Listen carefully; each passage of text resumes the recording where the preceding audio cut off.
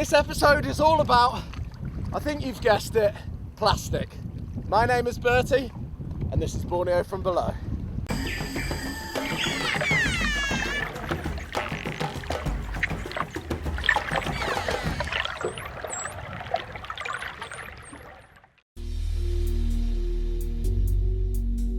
Every year we discard enough plastic to encircle the globe 4 times. Of that, 50% was used once before being thrown away.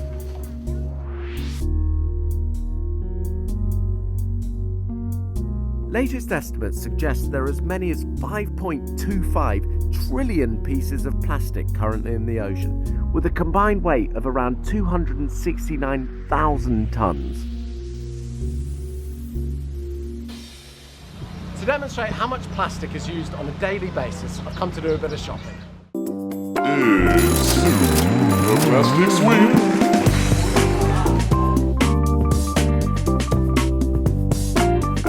It just baffles me why these need to be individually wrapped with plastic inside a plastic bag, which you then put inside a plastic shopping bag.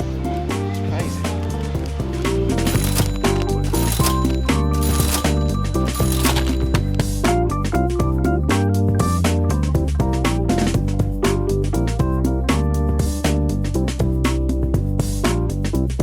We've had lots of plastic within plastic, but now we have plastic within plastic within plastic. No plastic, so they're guilt-free.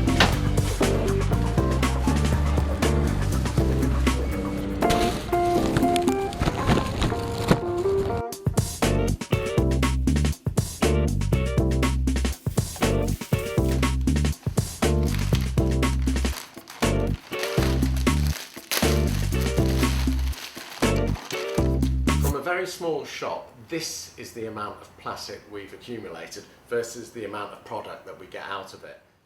Here in our plastic carrier bag we had some plastic wrapping, and inside that was a product wrapped in more plastic. Oh, and the product of course is made out of, you guessed it, plastic. While some of it is completely necessary, most of it isn't and ends up being discarded straight away. It's no wonder that plastic's such an environmental concern. Much of this plastic trash gets caught up in rotational oceanic currents, or gyres, where it slowly drifts together into a giant floating island of garbage. Some of these rubbish islands are enormous, with the Great Pacific Garbage Patch thought to be about the same size as France. Today I'm on a mission to see for myself how bad the situation is underwater. This region might be home to some of the top dive spots on Earth. It also has a horrendous litter problem.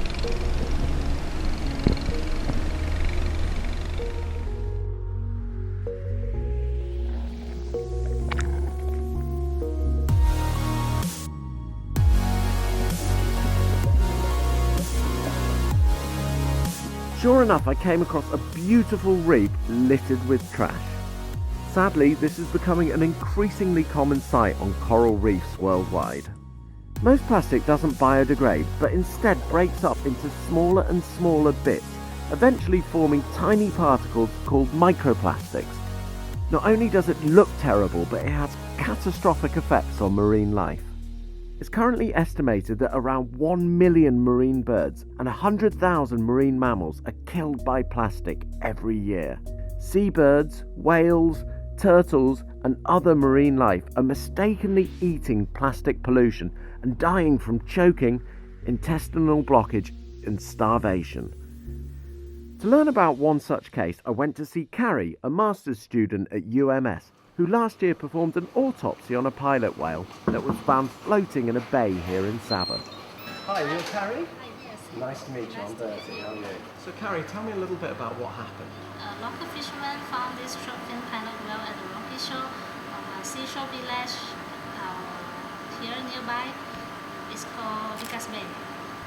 We took this short fin pilot whale back to our facility here for rescue purpose because he was alive. Yeah, but very weak. But after 6 days of round-clock care and our rescuing effort, he died anyway. During our postmortem dissection, I find it strange his stomach was big and hard, but he was very thin. Okay, so why was his stomach big and hard? I don't know. So I opened up. There was this big bowl of very compact plastic sheet. Now, how much plastic did you find in its stomach? There was 4 kilos of the plastic sheets. The stomach was fully congested. There is no way real food can pass through. Ultimately, then, was it humans that caused the animal's death? Yes. So because this plastic are not supposed to be in the ocean, and then we also take away the food resources of this marine mammal. We are sharing the same food, but we always harvest more and more, and when we replace them with plastics, yeah. So actually the death of this short-fin pilot whale is the direct cause of human behavior, and it's actually preventable.